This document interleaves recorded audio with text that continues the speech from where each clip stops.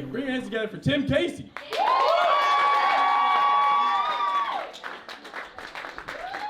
Thank you. I am Noah's friends who talked about not getting my flagpole up the pole. So, and I told you that in confidence. So, pretty shitty of you. It does happen to everybody. Okay. I drink way too much. I've realized recently I drink way too much. It became like a daily occurrence for a while, you know. So I made a concerted effort to really cut back on drinking, but I really missed that like end of day ritual or like something to do during social settings. So I tried to replace it with like something else to give me like a similar kind of feeling. So I started smoking weed a lot more, which has to be better for me. You feel a lot better in the morning. And I'll tell you, once you switch from drinking every night to smoking weed every night, and you wake up without that hangover, bro, I feel like the guy from Limitless. Holy shit. I got to work on time and made breakfast? Fuck. I might start a business, goddamn. But no, as I've been switching over from drinking to smoking, I've naturally kind of moved away from a group of friends who goes out and parties a lot, and more towards friends who tend to stay in more. And I've had one conclusion from doing that. People who smoke weed and chill are way cooler and way more fun than people who just go out and get drunk all the time. Like, think about your buddy who's a huge pothead, right? Like, he just hangs out, has a good time, relaxes, you know?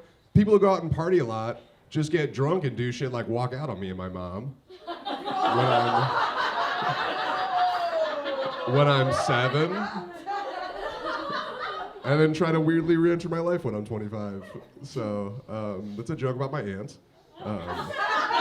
No, I'm just kidding. It's a joke about my dad. My dad's an interesting guy. He was kind of in and out of my life growing up, but he's an interesting guy. Like, for example, he was in 9/11. My dad was. He survived, but he was in one of the Twin Towers on 9/11. Okay, thanks for clapping. That was cool of you guys. So my dad was, nah, it's too late. Shut the fuck up. It's too late. It's too late. Fucking terrorists. Like, my dad was a 9/11 survivor, and the fact that my dad was in New York on 9/11 and survived is the key and possibly only difference between me and famous actor, writer, and comedian Pete Davidson. For those of you who might not know, Pete Davidson's father was a New York City firefighter, and he died on 9/11. Okay? So Pete's dad was a hero, and my dad was quicker. My dad was a little quicker on his feet, if you know what I mean. And if you just learned that right now, you might feel kind of bad for Pete, right? You might feel bad for him. It's tough to grow up without a father. If you do feel bad for Pete, I'm here to tell you, don't. He's doing just fine, I think. You know, like, if we look at me versus Pete, Pete got a Netflix special. I did a show on Tuesday for 7 people. Like, he's doing perfectly fine, you know? Pete got to date a Kardashian. I'm lucky to get laid quarterly. I don't know, man. Pete got a dead dad. I got an Islamophobic dad. Which I'm not happy about, but I'm also not surprised about. It doesn't take a whole lot of mental gymnastics to get to why he feels that way, okay? I lost you guys a little with that one. That's all good. Yeah, I don't know. Another thing my dad did, he was a strict guy. He was a strict guy when I was growing up. So he sent me to Catholic school. My dad sent me to a Catholic elementary school. Anyone else go to Catholic elementary school? Yeah, okay. My dad sent me to a Catholic elementary school, and in my school, we used to say prayers every morning. We'd always set an intention for those prayers, right? We would say, like, an Our Father for the sick and a Hail Mary for the elderly, or something like that, right? So there's always an intention with the prayers.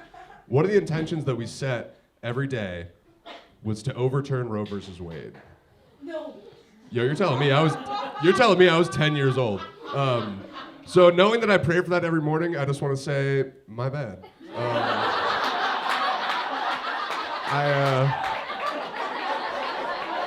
I did not think that shit was gonna work. I was only 10, I don't know.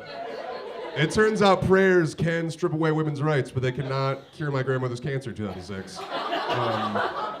So, real fickle guy that God guy is, huh? I don't know. Catholic school gave me a lot of insecurities, right? Like, are there insecure men here specifically? Are there insecure guys? Yeah, if you see those guys, please be nice to them. They need to win. But I'm an insecure man. If you're an insecure man, you have 2 options. You can either go to therapy or lie to women. And I choose to do both. So And I do. I go to therapy, and I was in a therapy session having this exact conversation about feeling insecure, specifically about the way that I look. I was talking to my therapist. Her name's Mary Kate. I was like, Mary Kate, I'm not feeling great about my physical appearance. Like, I wish I was taller. I wish I was thinner. All these things that I can't really change about myself. How do I move past that and grow as a person and just accept myself for who I am? And she looks at me and she goes, Tim, it's completely normal. It's very normal to feel that way, okay? The beauty standards in the gay community are completely unrealistic. And I said, yeah, that's true, but I'm not gay. And she looked at me and said, what? And I said, huh? Like, Mary Kate, I've been coming in here for 2 years, for an hour, every week. That's more than I talk to any of my family. Have you thought I was gay this whole time? And she takes out her notebook, her little therapist notebook, full of her judgments. And she's flicking through, and she points, and she's like, yeah, I have a note right here that says lives in Boys Town. Like, it's not a prerequisite. They let anyone move there. There's not like a gay Gestapo on Halstead. Like checking my queer papers at the border,